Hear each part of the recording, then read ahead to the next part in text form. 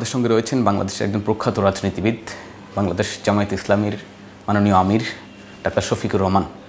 জনাব শফিকুর রহমান, আপনাকে আমাদের অনুষ্ঠানে স্বাগত। কেমন আছেন?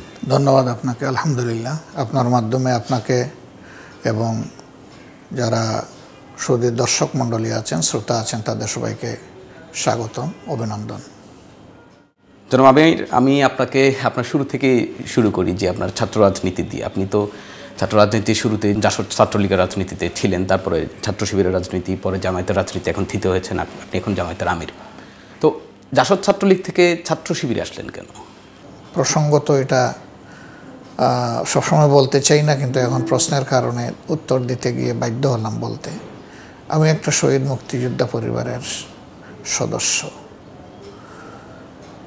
তো শহীদরা যারা জীবন দিলেন এই দেশটাকে স্বাধীন করার জন্য, যারা লড়াই করলেন বুক ছিটিয়ে, তারা তো মারাও যেতে পারতেন। কার্যত তাদের এই ত্যাগের প্রতি সম্মান প্রদর্শন করা হলো না স্বাধীন বাংলাদেশে। ওই অনুভূতি এবং প্রতিবাদের জায়গা থেকেই মূলত জাসদ ছাত্রলীগে সম্পৃক্ত হই। বয়স এনাফ না হওয়ার কারণে ইমোশন অবশ্যই ছিল, এটা স্বীকার করতে হবে। পরবর্তী পর্যায়ে আবার জাসদ নিজেরাই যখন থানার অস্ত্র লুট, বিভিন্ন জায়গায় আরও কিছু সামাজিক কর্মকাণ্ডের সাথে নিজেদেরকে সম্পৃক্ত করে ফেললো, যেটা ছিল জনস্বার্থ বিরোধী। এই বিশৃঙ্খল পরিবেশ দেখে আবার চিন্তায় পড়ে গেলাম।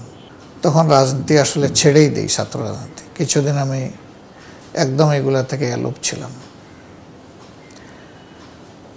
এই সময় আমি ইন্টারমিডিয়েটের ছাত্র থাকাকালীন কলেজের গ্রন্থাগার এবং হোস্টেলের মসজিদ গ্রন্থাগার, এই দুই জায়গা থেকে বিভিন্ন ধরনের নোবেলের পাশাপাশি ইসলামী বই পড়াও শুরু করি।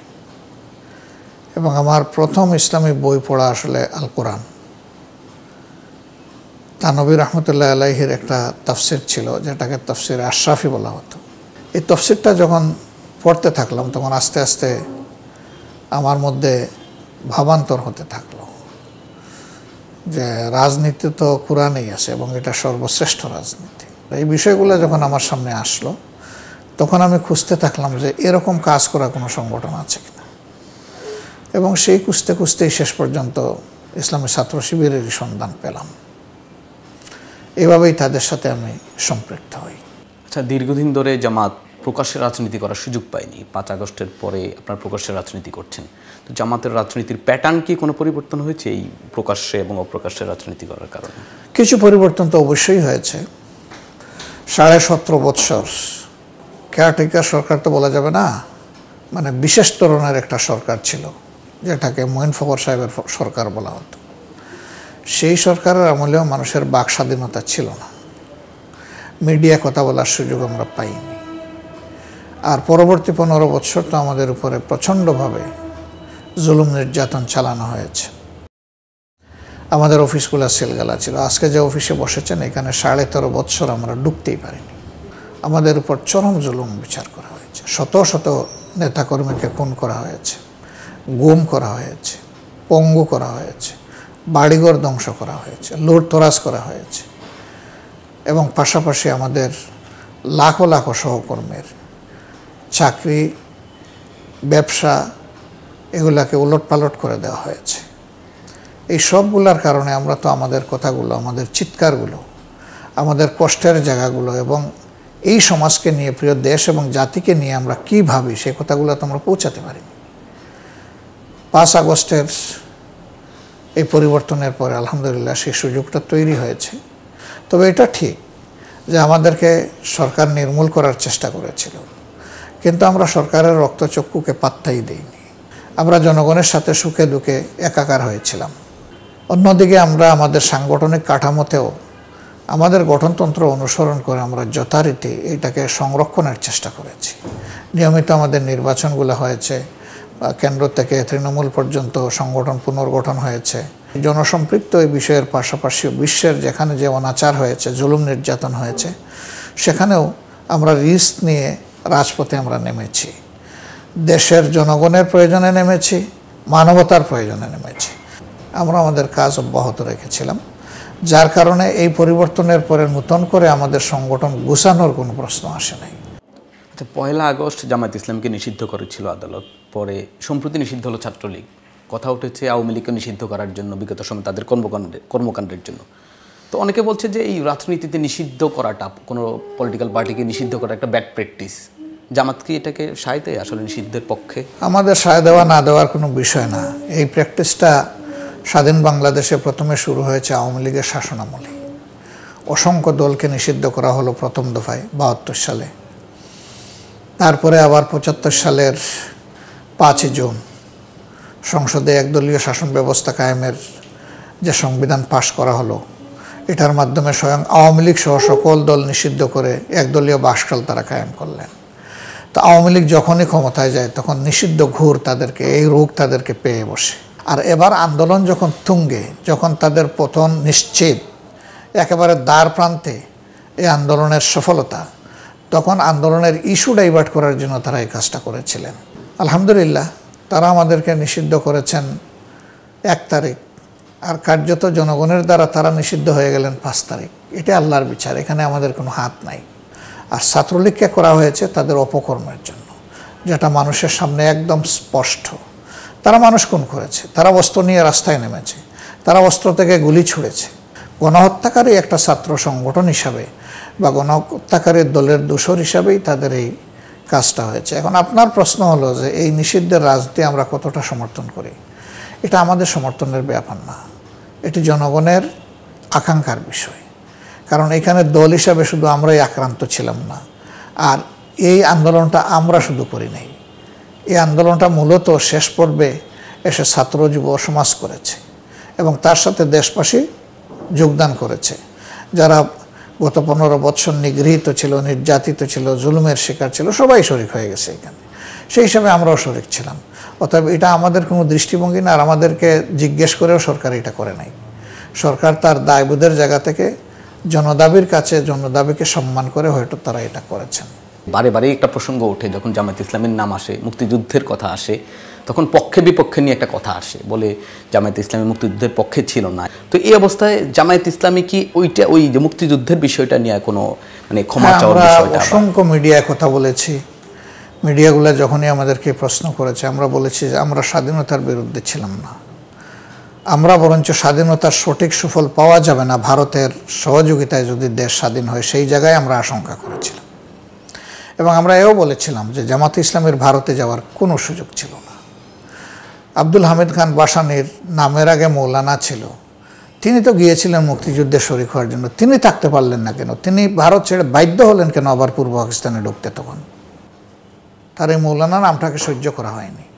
আর জামাতে ইসলামী এবং ইসলামী দলের লোকদেরকে ভারত মুক্তিযুদ্ধ করার জন্য জায়গা তৈরি করে দিত, এটা কোনো বোকা স্বপ্নেও ভাববে না এবং কেউ এটা বলবেও না। তাহলে জামাত কি করবে? জামাত ছিল বাংলাদেশে, তৎকালীন পূর্ব পাকিস্তানে। তখনও পূর্ব পাকিস্তানের ফ্ল্যাগ সব জায়গায় ওঠে, তখনও কেন্দ্রীয় সরকারের ট্রেজারি থেকে সমস্ত কর্মকর্তা কর্মচারীদের বেতন দেওয়া হয়। তখনও পাকিস্তানে তার নামের রাষ্ট্রটা কিন্তু বহাল ছিল, যদিও ২৬শে মার্চ স্বাধীনতা ঘোষণা করা হয়েছিল, কিন্তু বাস্তব কার্যক্রম চলছিল পাকিস্তান সরকারের অধীনে। এই সময় শুধু জামাত ইসলামী না, এই সময় যারাই ভারতের সহযোগিতায় দেশ স্বাধীনতাকে একটা সংকট বলে মনে করেছিল, দীর্ঘস্থায়ী সংকট তৈরি করতে পারে, তারা কেউ কিন্তু মুক্তিযুদ্ধে অংশগ্রহণ করেন নাই। তারা সকলে বলেছেন যে আমরা এক পাকিস্তান রাখার পক্ষে। এবং এটা তো শেখ মুজিব সাহেবও ছিলেন। শেখ মুজিবুর রহমান সাহেব কিসের ডায়ালগ করেছিলেন এহিয়া খান এবং ভুট্টোর সাথে হোটেল ইন্টারকনে? তিনি কি ডায়ালগ করেছিলেন যে শান্তিতে কীভাবে দেশ স্বাধীন হয়? সেই মেসেজ তো জাতির সামনে আজও কেউ উপস্থাপন করতে পারল না।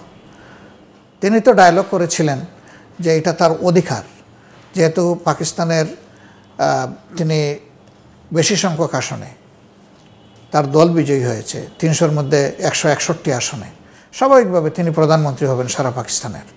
তার হাতে, তার দলের হাতে ক্ষমতা দেওয়ার জন্য ছিল তার এই ডায়লগগুলো। তিনি শেষ মুহূর্ত পর্যন্ত তো নিজে স্বাধীনতার ঘোষণা দিয়ে অ্যারেস্ট হননি, বরঞ্চ তাজউদ্দিন সাহেব তার ঘনিষ্ঠ সহযোগী যিনি ছিলেন রাজনৈতিক ক্ষেত্রে, যাকে খুবই জ্ঞানী মানুষ হিসাবে অনেকে মনে করতেন, সেই তাজউদ্দিন সাহেবের মেয়ে কি লিখেছেন নেতা ও পিতা বইয়ে? তিনি তো পরিষ্কার বলেছেন যে বাবা ড্রাফট করে নিয়ে গিয়েছিলেন স্বাধীনতার প্রক্লামেশন ঘোষণা, শেখ মুজিবুর রহমান সাহেব এটা অ্যাকসেপ্ট করেন নাই। তিনি বলেছেন তোমরা কি আমাকে রাষ্ট্রদ্রোহীর মামলায় আবার দাঁড় করাতে চাও? তো শেষ মুহূর্ত পর্যন্ত তো তিনি মানে স্বাধীন বাংলাদেশের ঘোষণা দেননি। এখন কেউ কেউ বলে যে 7ই মার্চের ভাষণ, সেখানে তিনি বলেছেন যে এবারকার সংগ্রাম বাঙালির মুক্তির সংগ্রাম, স্বাধীনতার সংগ্রাম। সেইটাই যদি ঘোষণা হয় তাইলে পরে তিনি বসে কি করলেন, ডায়ালগটা কি হলো সেটা তো ক্লিয়ার করলেন না তিনি। তাহলে ওইটা স্বাধীনতার পূর্ণ ঘোষণা ছিল না, এটা হয়তো তার মনের একটা অভিব্যক্তি ছিল, তিনি সেটা মানে সেখানে প্রকাশ করেছেন। ঘোষণা বলতে যা বোঝায় সেই বাকায়দা ঘোষণা তিনি দিয়ে যাননি। পরবর্তী পর্যায়ে বলা হয়েছে যে রহমান সাহেব যে ঘোষণাটা দিয়েছেন এটা তার পক্ষেই দিয়েছেন। এখন তার লিখিত ড্রাফট দিলেন নাকি কিভাবে দিলেন, না টেলিফোনে টেলিগ্রামে কাউকে তিনি এটা পার্শ্ব করেছিলেন, সেটা ইতিহাসের একটা বিশাল গবেষণার ব্যাপার, আমি সেই দিকে যাচ্ছি না। কিন্তু মানুষ দেখতে পেয়েছে যে 26 তারিখ কালুরঘাট বেতার কেন্দ্র থেকে তখনকার মেজর জনাব জিয়াউর রহমান সাহেব স্বাধীনতার ঘোষণা দিয়েছিলেন। প্রথমে একবার একটা দিলেন, পরে আবার আরেকটা তিনি পরিবর্তিত ঘোষণা দিলেন, দুইটাই মানুষ শুনেছে। তো আমাদের যে অবস্থান ছিল শেখ মুজিব সাহেবের একই অবস্থান ছিল, এবং আমরা যেহেতু তৎকালীন পূর্ব পাকিস্তানের ভিতরে ছিলাম, যদিও আমি তখন সেই সংগঠন করি না, কিন্তু এখন তো আমি করি, সেই হিসাবে বলতেছি। তো আমরা মনে করেছি যে যদি স্বাধীন করতেই হয় তাইলে বাংলাদেশের জনগণ তারা তাদের শক্তি দিয়েই স্বাধীন হবে, তাহলেই স্বাধীনতার পূর্ণ স্বাদ আমরা পাব। আমাদের যে আশঙ্কার জায়গাটা ছিল 53 বছর কি প্রমাণ করলো? 53 বছর এখন তো লোকেরা বলে যে আপনারা যা আশঙ্কা করেছিলেন তার চেয়েই তো খারাপ। একটা স্বাধীন দেশ আর একটা দেশের পররাষ্ট্র সচিব হিসাবে বলে কোন দল ইলেকশনে যাবে, কে যাবে না, কে কার সাথে অ্যালায়েন্স করবে, কে সরকার গঠন করবে, এটা কি আরেকটা দেশের কাজ? এরকম যদি হয় তাহলে এই দেশটার স্বাধীনতার মর্যাদাবোধটা কোথায় থাকে? এগুলো তো সব প্রকাশ্য, কোনো সেক্রেটও না, এগুলো ওপেন সেক্রেটও না, এগুলো ওপেন। এছাড়াও বাংলাদেশের সাথে আমাদের প্রতিবেশী রাষ্ট্র সুন্দর আচরণ করবে, এটা প্রতিবেশী হিসাবে আমাদের প্রত্যাশা, আর তারাও আমাদের কাছ থেকে সুন্দর আচরণ পাবে, এটা তাদের প্রত্যাশা, এবং এটা সঙ্গত যে সমতা এবং পারস্পরিক মর্যাদাবোধের ভিত্তিতে আমাদের স্বাধীন পররাষ্ট্রনীতি এবং সম্পর্ক বিদ্যমান থাকবে।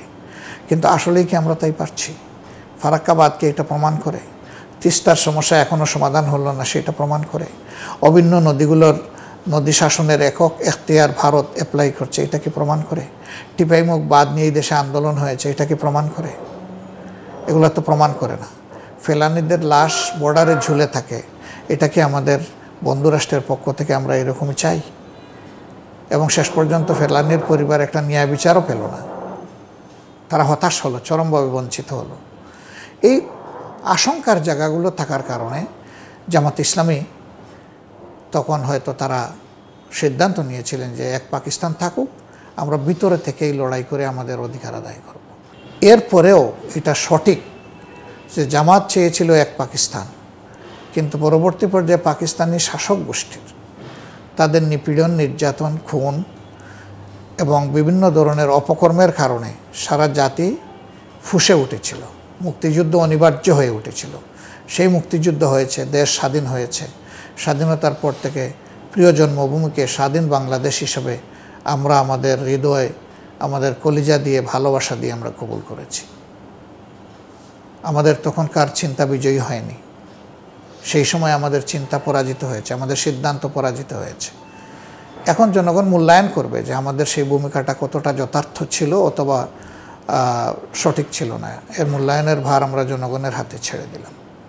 5 আগস্টের দিনের কথা, তো ওই দিন একটা মিটিং ছিল দুপুরবেলা, আপনি বলেছেন বিভিন্ন জায়গায় যে আপনাকে সেনাবাহিনী থেকে ফোন করা হয়েছিল, আপনার জন্য বৈঠক বিলম্ব করা হয়েছিল। বৈঠকের পরে আমরা দেখেছি সেনাপ্রধান প্রথম আপনার নাম নিয়েছেন। জামাত ইসলামী তো তখনও নিষিদ্ধ ছিল, তা আপনার নাম প্রথমে নিল কেন? এবং এই ফলে কি জামাত ইসলামী যে অন্তর্বর্তীকালীন যে বর্তমান সরকার আছে এই থেকে বেশি সুযোগ সুবিধা পাচ্ছে অন্যান্য রাজনৈতিক দল থেকে?